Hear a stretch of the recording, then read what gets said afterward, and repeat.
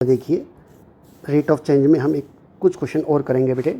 ये हमारा एग्जाम्पल 49 है बेटा, हमारे पास पेज नंबर 239 एनसीईआरटी। बेटा इस क्वेश्चन को और हम एक बार करने की कोशिश करते हैं। देखिए बेटा, अगर हम इसका देखें क्या कहता है, एक circular disc of radius 3 centimetre, एक सर्कुलर डिस्क है बेटा जिसकी रेडियस 3 सेंटीमीटर है जी। ये हमारे पास है 3 सेंटीमीटर बेटा। इज बीइंग हीटेड, इसको बेटा आपने हीट किया है। ड्यू टू एक्सपेंशन इस रेडियस इंक्रीजेज। बेटा आप जैसा जानते हैं कि अगर किसी भी चीज़ को हीट किया जाता है तो वो थोड़ा सा एक्सपेंड होती है। मान लिया उसकी ये ऐसे ऐसे एक्सपेंड होने लगी है, थोड़ा बढ़ने लगी है, ये रेडियस हमारी बढ़ती चली जाएगी। तो क्या कहता है जी, it's radius increases at a rate of 0.05 centimetre per second. तो बेटा मुझे गिवन क्या हो गया कि जो dr/dt है वो 0.05 सेंटीमीटर पर सेकेंड से राइज कर रही है। तो बेटा ये हमारे पास है, ये हमारे पास हो रही है बेटा dr/dt बेटा हमारे पास। अब जरा बेटे क्या मांग रहा है, तो कहता है find the rate at which it's area is increasing. तो हमसे मांग रहा है बेटा कि बताइए एरिया किस रेट से चेंज होगा। तो हमसे मांग रहा है dA/dt मांग रहा है बेटा, मांग रहा है जी। एट किस कंडीशन पर, when the radius is 3.2 centimetre, at r equal to 3.2 centimetre. तो चलें बेटा, हम जब एरिया की बात करने लगा तो एरिया क्या होता है सर्कल का बेटा, पाई r स्क्वायर। तो बेटा आप dA/dt निकालने बैठेंगे तो पाई r स्क्वायर का डेरिवेटिव बेटा 2r और साथ साथ dr/dt हो जाएगा। अब वैल्यूज प्लेस कर दीजिए बस खाली। पाई ठीक है बेटा, 2 ठीक है, r की वैल्यू बेटा अपने पास कितनी दे रखी थी, देखो 3.2 दे रखी थी।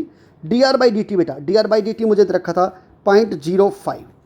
तो बेटा अगर आप देखें तो मुझे लगता है 2 इंटू 0.05 कितना हो जाएगा बेटा, 0.1 इंटू 3.2 इंटू पाई। तो मुझे लगता है ये 0.32 पाई सेंटीमीटर स्क्वायर पर सेकंड, ये मेरी आंसर आएगा। बेटा एक क्वेश्चन टफ करके देखते हैं बेटे, जरा उसे देखेंगे जरा। क्वेश्चन नंबर बेटे, ये हमारे पास जो क्वेश्चन है मिसलेनियस एक्सरसाइज का question number 3 page number 243 NCERT. बेटे बहुत ही अच्छा क्वेश्चनों में से काउंट होता है बेटा ये। तो बेटे ये हम कैसे करेंगे जरा देखेंगे। बेटा क्या रीड करता है, पहले क्वेश्चन को मैं शांति से पहले पढ़ेंगे बेटा, क्योंकि अच्छा क्वेश्चन है ये, इसको समझें बेटा क्वेश्चन क्या कहना चाहेगा ये। तो पढ़िए बेटा क्वेश्चन अपने पास। तो क्वेश्चन इसका क्या कहता है बेटा, कहता है एक ट्राइंगल है, द 2 इक्वल साइड्स। मान लिया एक ट्राइंगल है कि ABC बेटा। कहता है the 2 equal side of an isosceles triangle with fixed base B। इसका बेस B दे रखा है बेटा, फिक्स बेस हमें ऑलरेडी B गिवन है। Are decreasing at a rate of 3 centimetre per second. कोई AC और ये AB, ये दो साइड सी जो बेटा इक्वल दे रखी थी, कहता है ये डिक्रीज हो रही हैं। तो बेटा हमें कंडीशन क्या गिवन होगी बेटा कि जो dx/dt है बेटा वो हमें कितना दे दिया बेटा, डिक्रीज है तो -3। तो हमने इस dx/dt को बेटा क्या लिख दिया बेटा, -3 सेंटीमीटर पर सेकेंड। कोई दिक्कत बेटे। अब बात आती है जी, क्या कहना चाहेगा, how fast is the area decreasing. तो बताइए एरिया किस रेट से चेंज हो रहा है। डिक्रीज मीन्स हमारे लिए तो माइनस आ जाएगा बाद में, कोई दिक्कत नहीं। When the 2 equal sides are equal to the base at, जब हमारी साइड्स जो है बेस के इक्वल होंगी तो at x equal to b पर मांग रहा है। तो बेटा इस चीज़ को हम ट्राई करते हैं कैसे हम बनाएं। तो बेटा मैंने यहाँ पर जरा एरिया के लिए तो मुझे परपेंडिकुलर चाहिएगा, तो मैंने इसमें एक कंस्ट्रक्शन करी। मैंने यहाँ से AP एक परपेंडिकुलर ड्रॉ कर लिया।